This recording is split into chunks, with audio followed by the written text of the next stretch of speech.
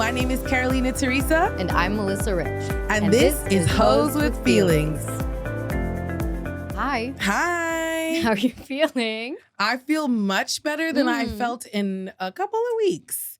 I'm in a better place. I mean, let's not go too far. Mm-hmm. I was in a good way walking knock, here. Yeah. Yeah, knock, knock, and,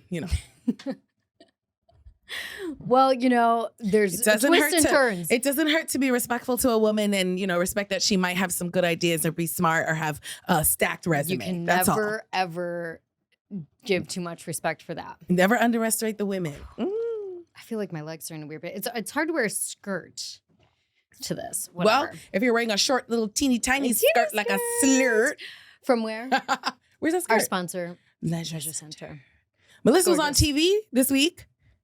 I will be on TV. Oh, you will be on TV. She shot a little segment. Well, yeah, and I think it's actually a great thing to talk about on the podcast as well, because we've talked a bit about partying, and I wrote something recently for Nylon Magazine with the Office of Nightlife, a little handbook, a little guidebook for the girlies. And this is very much, I was thinking, of myself in my 20s, but also shit that I'm still doing now. You know what I mean? Absolutely. But don't you feel like now you've learned the lessons to give the wisdom to the girls? Am I still messing it up sometimes? Absolutely. Yes. But I think, when you read this list of stuff, which is on Nylon, is on the Office of Nightlife's website, some of it is so obvious, like insanely obvious. Yeah. Like you're like, obviously I'm going to go out with a charged phone.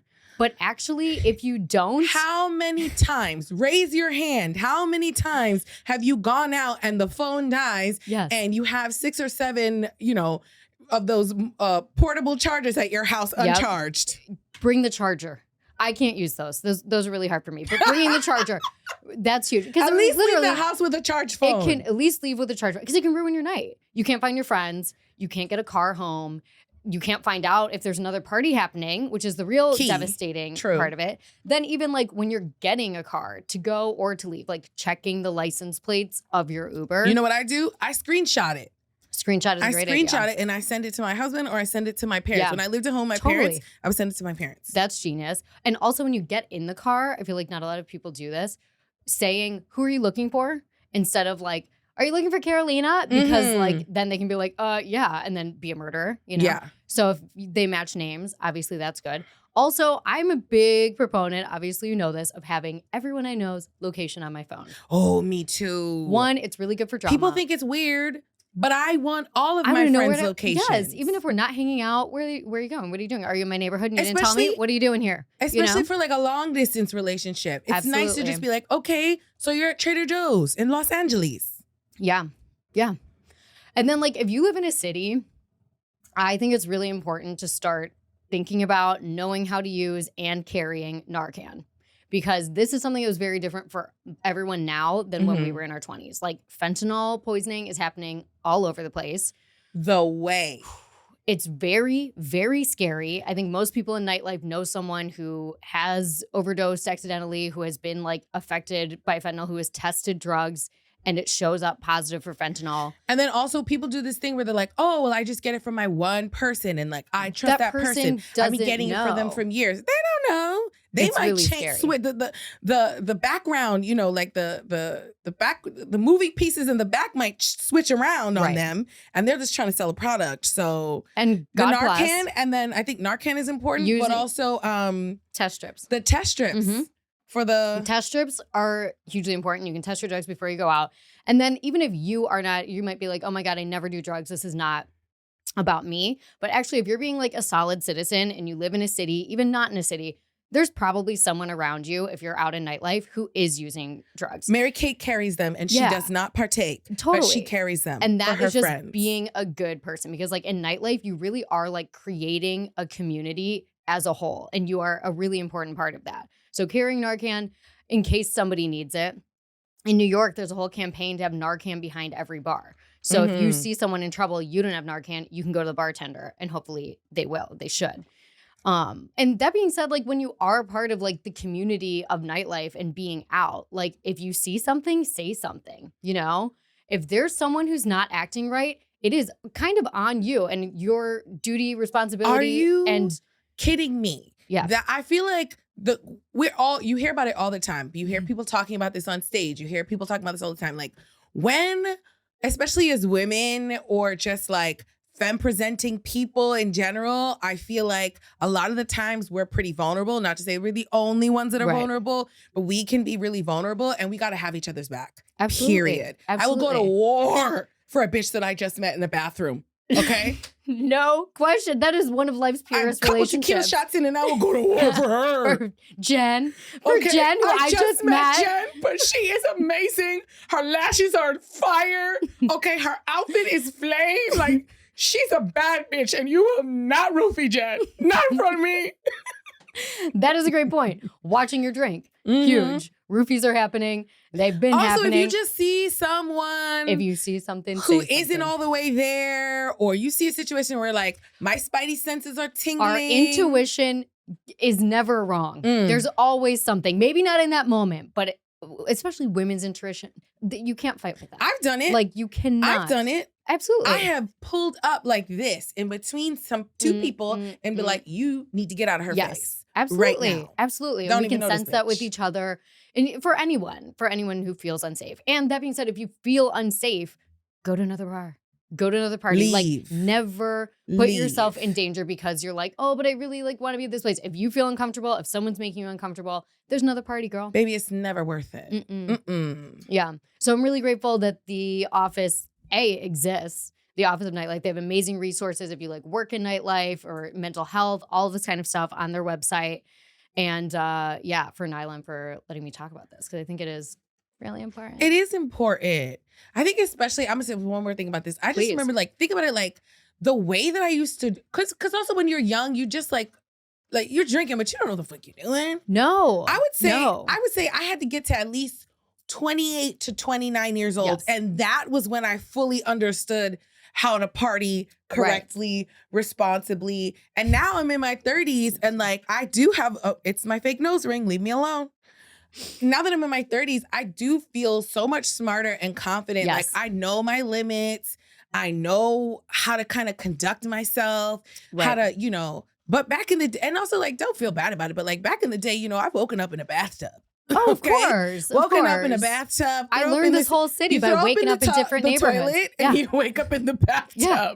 Easy. I mean, it's fun and it's all part of it. Nightlife is not this scary, seedy place, but you can do like small things to protect yourself. There are lessons to be learned. Not ordering another round of shots or whatever, like could like make it the difference between like also a really good night and a really bad night. In a bad way, but also it's like, and then you wake up and you look at your bank account, you're like, oh, I thought I was rich. Absolutely. Hydrate. So yeah, I think that's all really important. And if you have like more questions on that, office, DM us, whatever, like we are here to help. And want everyone to have fun. Hostfeelings@gmail.com. True. Yeah. So today I'm excited to talk about this because too. I feel like I've seen a lot of videos on TikTok and I've been thinking about this in general, like be delusional. There's a video. If I can find the creator and her name, I'll tag it when we post our clips up. But she literally is like, be delusional, be delusional or something like that. And then other people are saying like, Delulu is the Salulu. Yeah. And it just like makes me happy to think that way. Yeah. And it's like, I'm delusional in so many ways, but I could kick that up a few notches. Me too. And I truly, when you brought this up to me as a topic, I was like, okay, what is like the negative in doing that? Just to, kind of get the other side. And I truly don't think there is much. There isn't. Because what's the worst case? You go into a situation a little more confident. Like maybe you need to like actually be preparing. But I think if you do have the mindset, like you're so much more likely to pull off a tough situation if you come in being delusionally because confident. It serves your confidence. It makes you feel good. And for me, I thought it tied into self-image. Definitely. Because when I think of being delusional, what I'm delusional about the most and what I've been delusional about my entire life is that I always have said this. It's like, I feel skinny. Yeah. I feel skinny. And the reason why I thought that I felt skinny was because we grew up in a society that's like, if you are fat or if you are chubby, it's like, you don't deserve to feel good about yourself. Totally. But I pretty much have like always kind of felt good about myself. I've always been confident in a lot of ways. In fact, I would say that when I was younger, I was my most self-confident. It's age and the world that has taken me down. But so what I want to say is that like being delusional in that way, which is like kind of unhealthy, that the idea that I always felt skinny is what's delusional, but it's just like feeling skinny is feeling, to me at the time, my mindset as a child or younger, it was like, I feel good, but being delusional about my body and about like my abilities and like about a lot of things is what like gave me my self-confidence. And people was like, oh my God, you're so self-confident, especially back in the day when it was more acceptable to kind of be like, you're so confident. You just wearing that, huh? Okay. I remember one time I was like 16 and I wore a bikini to the beach and this girl was like, wow. I mean, she's actually my friend and she just has a cunty like disposition. Some people have a cunty disposition and they can still be good people. She's also the person that one day I said, she got a nose job in high school and I was like, should I get a nose job? And she said, no, you would need a whole new nose. And then I wore a bathing suit to the beach and she was like, okay, a bathing suit. And I was just like, fuck you, Kathy. Yeah. I look good. Because I really felt that, but I kind of just ingrained it in myself. I was like, I look good. But then sometimes you look at a photo and you're like, am I delusional? Because I'm like, it's not exactly what I experience pictured. that a lot now.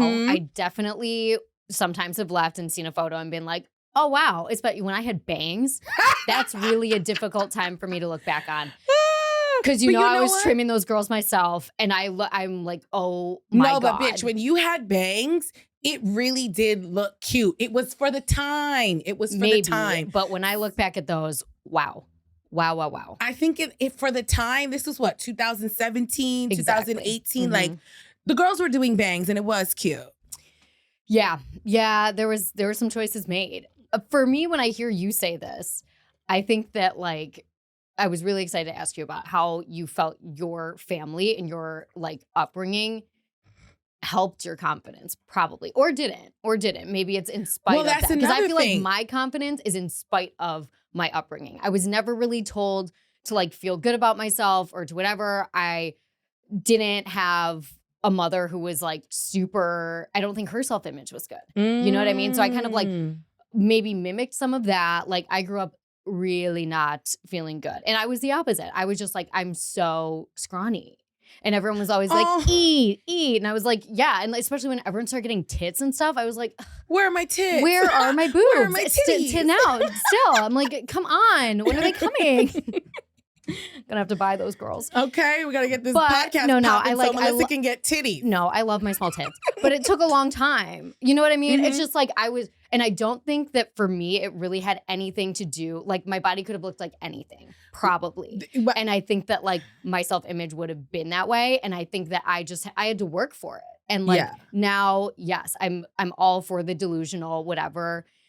I just think like I was not capable of that mindset at the time. I think that my mom encouraged delusion within me, but there was a balance That's what to I think it. too. Because I have a Latina mother and I was always chubby, so being called gordita. And you know, what did my grandma used to say? Oh, tú tienes piernas como un jamón. Like you have legs like a ham. You know what I mean? Like just very so like, sweet. But on the other side of that, I think it's very balanced. Because on the other side of that, my mom was always like, nena, mi nena linda, mi preciosa. Yeah. You're so beautiful. You look so good. Oh my God. So I got a lot of compliments. About my weight, there was shade, but it wasn't enough to like tear me down. It was just I never took it too much to heart. Yeah. I just kind of thought of it as like, you know, shady, like little shady things that like, my family would say to me. And honestly, it wasn't even that much of my family. It was more my mom and my abuelita Tina in Guatemala who had comments about my body. Think that they are doing something positive for you. Yes, they wanted me to be skinnier because they were like, being skinnier is like, you know. And she'll be happier. In a way, she'll be whatever. Yeah, of course. But also I think culturally,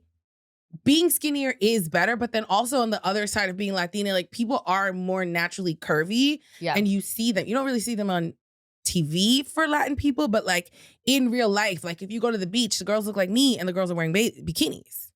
Duh. Like nobody should not wear and also a in bikini. A lot of Caribbean places all over the world, but I'm only speaking to my two countries, you know, my two cultures. Of course. So I think that is like the way that my mom would, she even to this day still hypes me up. Yeah. But I remember there was one time when my mom was talking about she was like talking about like me gaining weight, and she was like talking about my arms. And I just said to her, and this was like honestly the last time she ever spoke about my body in a way. Cause I said to her, I was like, I have fat arms.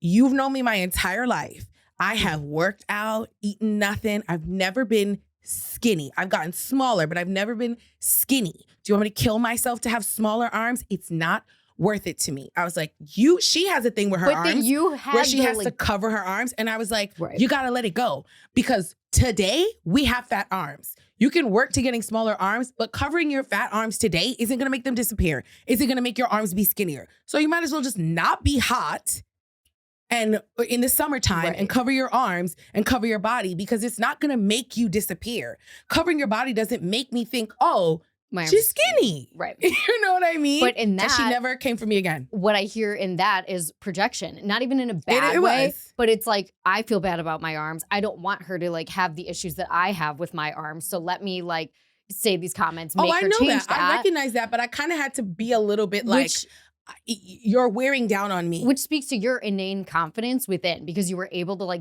battle that. You know what I mean? Which is like when I felt like my mom trying to like shut me down, which like she would, not about body stuff, more about like the way I acted. Like I was like obviously a little like loud, and I was like friendly, and she would like try to like rein me in because she's a quieter, like whatever. Like just the whole time she was like, what is this? Like it's just hard to deal with. I understand that. But I remember hyping myself up when I was younger, when I had bad acne. Like it was like my skin was bad. And I remember just having to be like, well, I don't know. It is what it is. I just have to like believe I'm so pretty. Braces, all of that shit. And I do remember just like apropos to nothing, no like outside validation coming in, just having to like summon it from within me. Yeah. And it's not easy to do. And that's why I like the TikTok stuff, because it's like, you actually don't even have to work that hard. You can just kind of like start telling yourself these things and believing it. It's so small, I think. I think it is just like a small little thing of like, it's like a small little switch. If you do a little bit every day, if you kind of like chant to yourself, or like believe in yourself like that. I even kind of believe this with like dating, especially as a bigger girl and being thicker, and just kind of like, especially when I was younger, I don't know why, but I will say, like I said, I think it's a combination of being someone who read a lot of sci-fi, fantasy, romantic novels, where I was like, you know, we got fairy knights running across, jumping over valleys and hills to save you and being so romantic. Really sweet. So like I read all these books and I'm like, I want that. This is what I deserve. That's really sweet. So like I think just because my family comes into this as well. Like my dad loves me, and I'll never forget the time I said to an ex-boyfriend once. I said to him, I was like, "You think I need you?" I said, "You don't have nothing that I need from you." I was like, "I don't need anything from you because my daddy will," literally I said it. It was such a moment for me. I was like, shut up, Carolina. But I was like, my daddy will always take care of me. There's literally nothing you can do more for me than my father can. So maybe you should check yourself on that. Boo boo. That's amazing. Period. I did not feel that. I felt very much like I wanted love and attention from people, because I felt like I wasn't getting it. So I feel like that's another thing where it's like, where are you coming from? Make it up. Sure. Pull it out of your ass. Sure. You know what I mean? Because you eventually did that. You didn't go through your shit, but I feel like you eventually did that. Definitely. I feel like your standards for Leisure Center, you're like, Leisure Center? 100%. This is what I deserve. Yeah, but also I think that like, I don't know. To take my I went through a lot out to get there. Yeah, thank God. No, I'm going to fix it. Oh my God. I really felt a lot of love and support on social media for me bullying Carolina about the nose ring. Yeah. Thank you to all of those people. There were definitely some people not on my side about it. No, the best one was when that lady was like, should I put it on? No. I'm going to fix it. The best one was this lady was like, white women are always telling black men what to do. And I was like, sis, that's what you want to take that calls on? Really hard on her making fun of my faux nose ring. Yeah, it was crazy. I mean, I say this because I'm very happy for you that you had that love, but I'm saying most people, I don't want to say most people, but I think a lot of people don't. Yeah. So that's when I think it gets like hard to say, oh, just make it up. Yeah. Find it, make it up. But isn't that what the suggestion is of being delusional and I think shit? that's like, I luckiest girl in the world, Delulu on TikTok, whatever. I think that like, it's easy to find that. And so work your way up is what I'm saying. I think it's maybe hard to go from like, I don't feel good about myself to like, you can't treat me this way or whatever, but you can start just small and work up and like, maybe something is going to go well for you at work, maybe whatever, like entering situations with a positive mindset. Okay, example. For a long time, it was awkward and weird for me to say like, I am a comedian and an actress. That's always going to be uncomfortable. I will never say I'm a comedian in public. Never to it's an a Uber weird driver, thing, never but to like anyone. Melissa, you are a comedian. I am a comedian and an actress. I have I'm not saying this to brag, but it's just the truth. Listen, I'm nowhere where I would like to be in my career, but the fact of the matter is, I am an actress. I have been in commercials. I have been in movies. I have done things. I have performed in front of a lot of people. I have been a part of. I've done how many Comedy Central projects? Okay, listen. So the reason why I'm saying that is because this is a part of being delusional. Or maybe this is just a part You're being of delusional in the other way. This is what I was trying to talk to you about last night, where you can go delusional in the opposite way. Oh yeah. Which it's hard for you. Syndrome, it's hard for you, exactly, to say I'm a comedian, I'm an actress, even though you just listed all that shit. Same thing, I'll get off stage and be like, that didn't feel exactly how I wanted it to feel. I bombed. Yeah. And then, I'll watch it back on tape and be like, actually, this was a fine set. You know what I mean? You can go delusional the other way. So like, if you can just like wrangle it and twist it into positive, or at least like my therapist was always talking about like, are we distorting? And this is kind of an argument for distorting in a positive way. But like, I would get so annoyed because I'd be like, this is happening and this is happening. And I can't believe like everybody thinks that. And she's like, well, like, she'd go into these annoying questions where I'm like, I'm telling you this is what's happening. I know when they do that. And I'm like, we're wasting time. I'm telling you this is the truth. And she's like, but is it? And then I'd be like, yeah. Okay, maybe not. Maybe not. Well, what I'm thinking the reason why I brought up these things like, I didn't want to call myself an actress and a comedian. And the reason why I started listing those things is because I think that's a good way to get your delusion up. You know what I mean? It's like so easy for me because I'm not doing this or that. And especially now, we're in a space where like our peers are blowing the fuck up. Like our peers are killing it. They are at award shows. They have like, they're at fashion shows. They're doing like campaigns and like doing all this shit. And like, you feel like in a comparative way, but you have to hype yourself up. Well, you have two options. You have to be like, quit you can or just like fucking make it up. Do like, it. Try, To like literally imagine yourself doing it too. Imagine yourself getting there. I think in small steps. Like I follow this girl, P the Fairy, on Instagram. She's really send good. Her to me. She does a lot of stuff where you're like changing the character that you're playing. It's a little like, you'd like it because it's very, sci-fi, whatever. But it's like, okay, if I want to book this gig, what is like the character of who I am that is able to do that, accept it, be in it, and do the role successfully? Like, okay, what does that person look like? And it is like a lot of annoying, like writing things out. Like, okay, like capable, good at acting, good at whatever. Like, I hate it's writing a lot things of out, annoying but it's shit. But it actually is worth tea. it. Yeah, it's tea. Because like if you see these TikToks and you're like, okay, I do want to be more positive. I do want to be more delusional and just accept and whatever. I think there is some weird like space that you can get to that's a little new agey and a little like the secret-y that you're like just, I don't want to say toxically positive, but just like you're in it. But if you really want to like work up to it, which I think some people will have to do, I have before, writing it out is like a really good way to train your brain. That or another thing that I was thinking about on the train on the way over here is I was like, affirmations. Like, I feel like no. Let me, I know it sounds really corny. No. But I feel like affirmations, to me, they're fucking corny. Like, I believe in them and I think they're great. Girl, I've been through a whole self-help phase or like new agey phase. So like I'm accepting of all of it. I think the thing with affirmations is like sometimes it feels untrue. So the work underneath it is getting yourself to feel like they are true. Okay, but here's my idea. Okay. This is my idea. My idea is take your affirmations and heighten them. Like in improv where they say yes and. Like, take a regular affirmation and be like, I believe. Take that to the next level. And twist it and make it feel real. I am smart. I am beautiful. No. It should be like, I am so intelligent because I did this. And I'm a bad bitch because I did this. Or just, I am so intelligent. I'm smarter than whoever you need to get over, whoever you need or whatever you need to conquer. And I'm the prettiest, baddest bitch. Because if affirmations work, if I'm saying all of these super positive, like heightened positive things, if I'm taking the delusion to the next level, like, where would I go? Who would I be? Yeah. I love that. Is that crazy? I think you're saying the same thing that I am, which is like you have to find affirmations that feel true and level it up and like get to a place where you're here. This is the only thing I will say.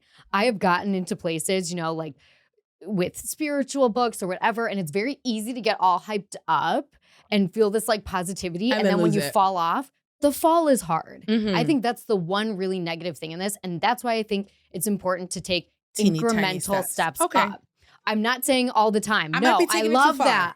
No, I'm obsessed with what you're doing. Yeah. I'm obsessed with it. And I think that is a really amazing way. I think that I just personally have fallen off of this like hugely positive wave that I've been on. And I think having the tools to get back up, which is incremental, is positive. Oh my God, you know what would be like a cute TikTok series? Is every day if we just made up a wild ass, crazy ass affirmation and just posted it.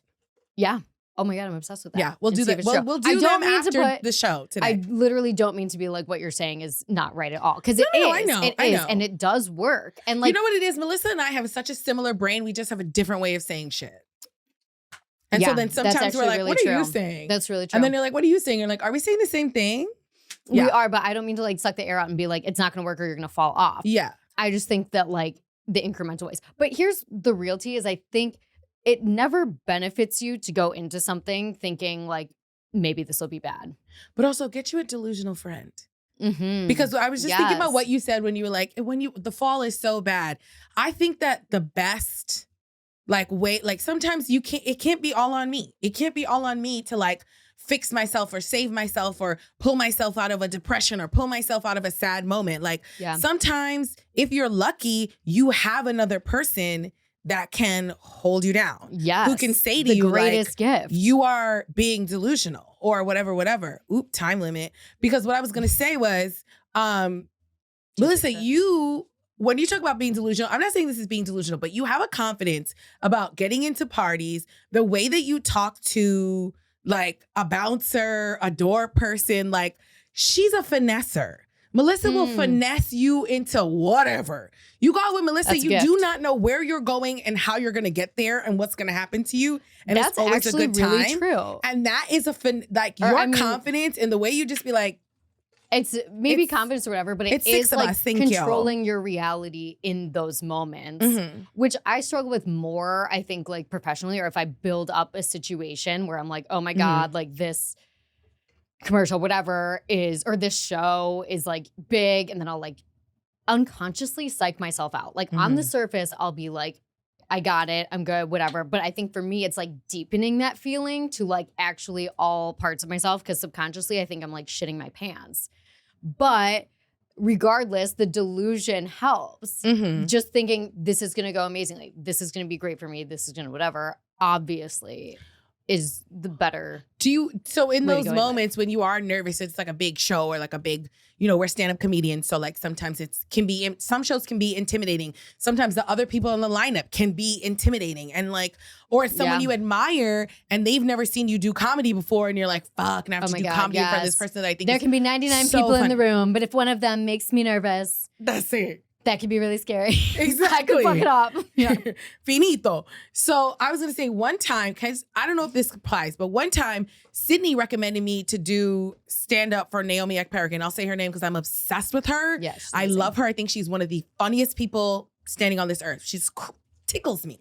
She asked me to open. I guess maybe she needed Sydney and Sydney couldn't do it, but Sydney asked me to open for her. And when I sold out Bell House show, and like I'd done a sold out Bell House show before. That's not what it was. It was just like her specifically. When I tell you I was nervous. Yeah. Bitch, I was fucking nervous. Yeah.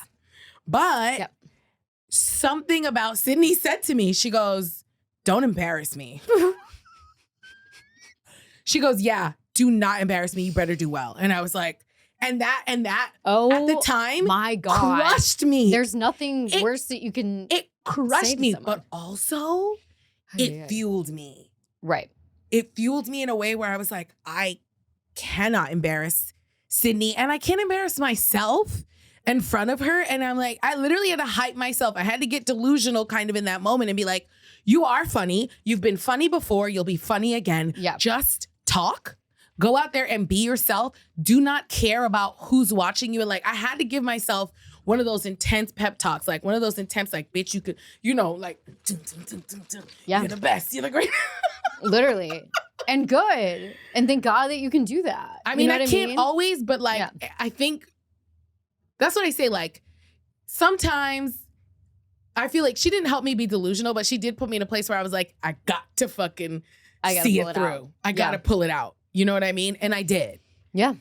And then Naomi's mom said that she really liked my comedy. And I was like, amazing. Great.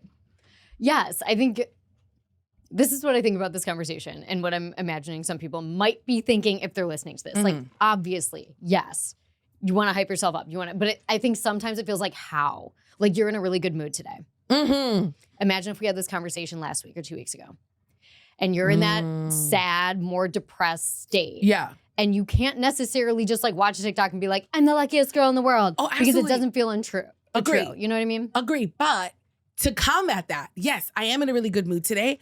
But also, I was excited about this topic and talking about this last night when I was looking at the things and I was like, let me ask Melissa what we're going to talk about tomorrow. When I was looking at all the, suggestions like, that we had, I was like this. Yeah. Because when I started to think about it, when I started to think about it, it low-key reminded me like, yeah, bitch, you do need to be delusional. Yeah. And I love when I get that shit on TikTok because it reminds me too. Yeah. I did I know the luckiest girl in the world thing got like a really, annoying response. And it was a lot of white girls just being like, I'm the luckiest girl in the world. And their like parents are paying for their apartment and shit. But that one really did work for me. We love that. Have them pay for mine as well. But I did really like that. And I think that when you find your entry point, then it really does take off for you. And you just got to figure out what it is, whether it's being this like delusional one or whatever affirmation or whatever. Like you just have to find your one that works for you and will like literally it feels like a little like switch in your inspiration brain. Though. That's I will say, talk about something you and I are both very delusional with. I didn't even take a CBD doc. I don't know what's going on. I think it's my afternoon. What's this, a White Claw? Yeah. Anyways, when it comes to traveling and money and just like getting there and making it work, Melissa and I are delusional. Yeah. Okay. Yeah, we are in like, we'll say, I want it. I'm going to get it. We're going to fucking make it work. And it does work. Always, I figure it out. Bitch, the way that we always figure it out. This is a tough one. Good ass this time. Is I know. And we have a good ass time. Traveling without a question, I am doing that mindset. I'm on the fence in my regular life if I need to be a little less delusional about my money and actually be a little bit more realistic. And we have been lately. That's because we really are. We really put ourselves in a situation. Listen, so and actually, I feel because I've been acting like that, I've actually been doing a lot better. But it's not as fun. And I think that I do get, here's the thing, like if I am being delusional about money and I'm like, spend, whatever, like, yeah, I think that does build. And you could say like, okay, this builds abundance and I can spend what I want and I can do what I want, whatever. And you don't want to rein it in because that takes away that feeling that the delusion brings, which if we're talking about what this is, it's law of attraction, it's law of assumption, which is real. But then when you're like budgeting, you have to flip the narrative a little bit because you are being realistic and working within like confines. Whereas like to me, law of attraction, law of assumption is like, I'm always taken care of, I'm always provided for and whatever. But I guess you can say I'm always taken care of and I will not buy this so that I'm more taken. I don't know. It's just a little. I feel like that's what I've been kind of telling myself right now because I have had to rein it in financially lately. And in the beginning of when that, like, it really hit me like, bitch, you really need to, like, you're living in La La Land. You really need to rein it in was when we got back from Greece. When we got back from Greece, right? we did a trip to Greece and we lived, honey. And then when we got back, reality kind of slapped us in our face. We were responsible a bit. Okay, maybe you were more responsible for me. I'm unemployed and I was just like completely depending on my husband and my sister who sent me to Greece to take my niece, whatever. The point is that like none of that was really my money. It was a very like spoiled kind of, and I drew it out. I was probably there for too long. Okay, but all of this let's stuff. say this. Okay, you're doing the delusional girl, whatever. That's fine then. You know what I mean? But I will say coming back, my delusion with finance, my attitude. So you came down, as I said, there is a fall. No, there was a fall, but also I think the way that I'm making myself feel better right now is saying like, you are doing this for your future. You are doing this so that you're setting yourself up to be in a good place. And now, bitch, find other ways to have fun. Find other ways to find joy. Find other ways. Like you cannot be shopping right now. So what are you gonna do? Yeah, I thrift. That you're a little something. I'm replacing. One time, Carolina goes, "I'm only gonna get 2 new items for summer." I said 3, and I said 3, and I followed through. Well, and then I was like, only 3 items, and she's like, new items. I'm gonna thrift, which is like fine, but like, I just thought that was hilarious. I said thrift, not vintage. So I mean, like actual thrift stores. I really wasn't. No, I love it. I love it. Around. I know you're right. And I just always found that so funny.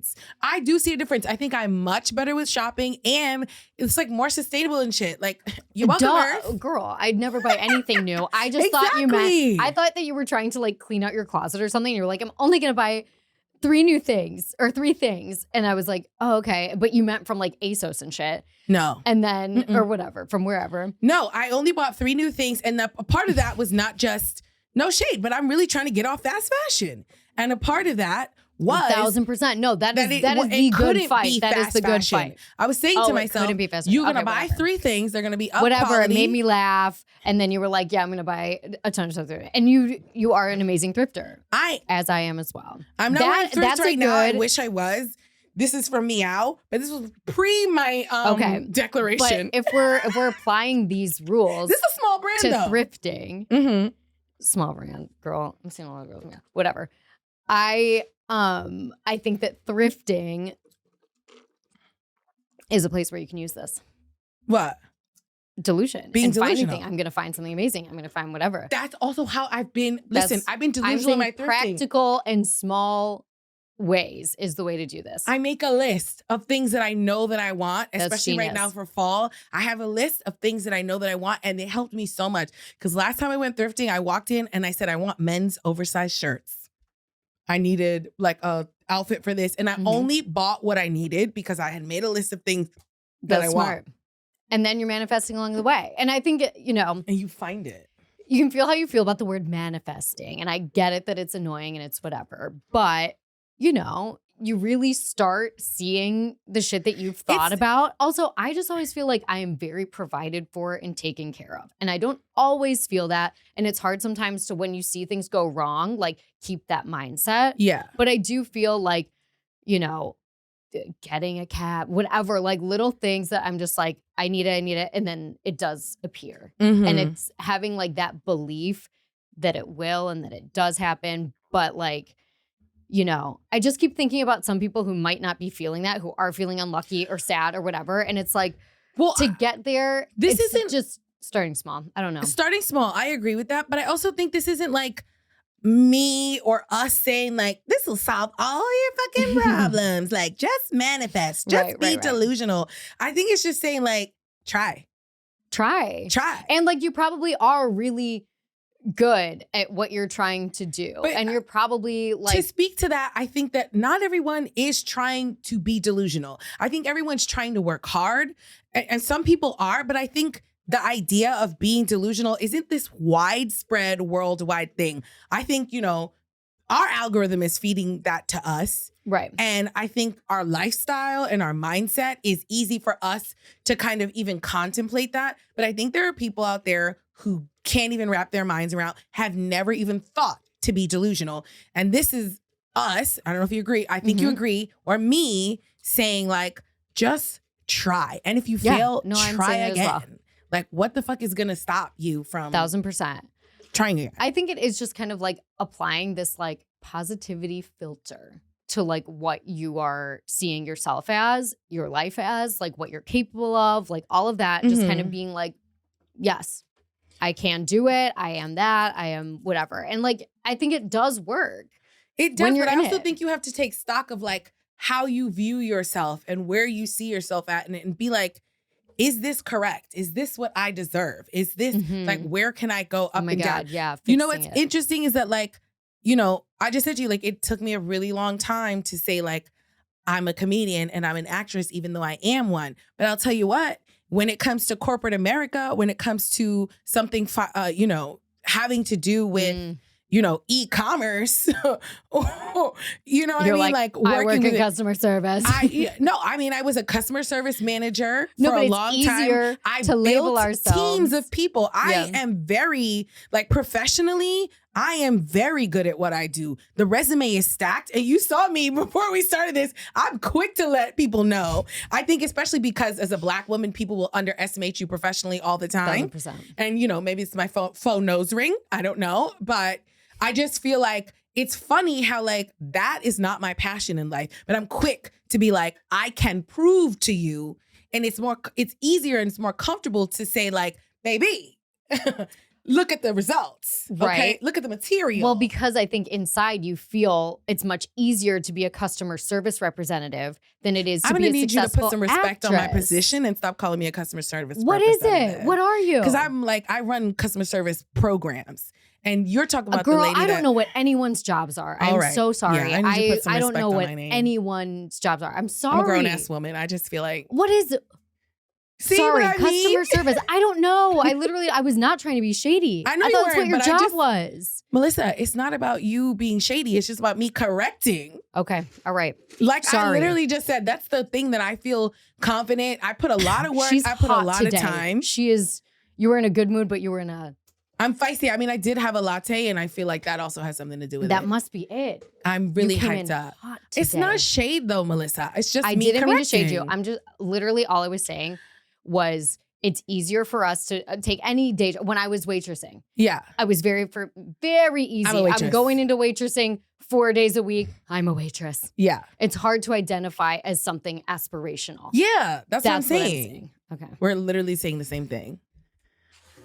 You are throwing it at me today. I am oh my not. God. No, you're fine. I'm not throwing it at you.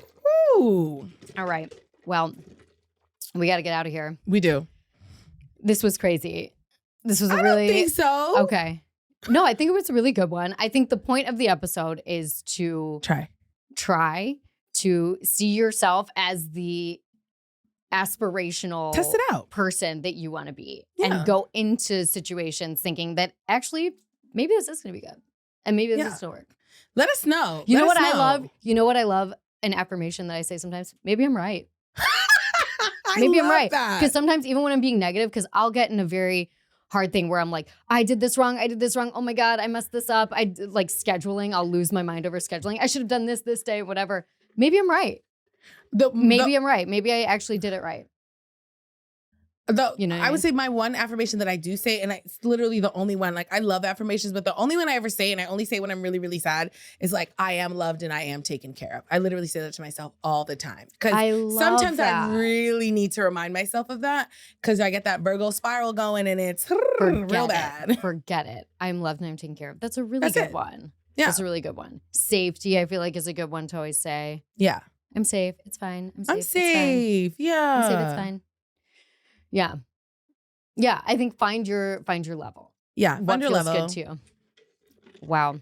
Well, I love you. I'm happy you feel good. Love you.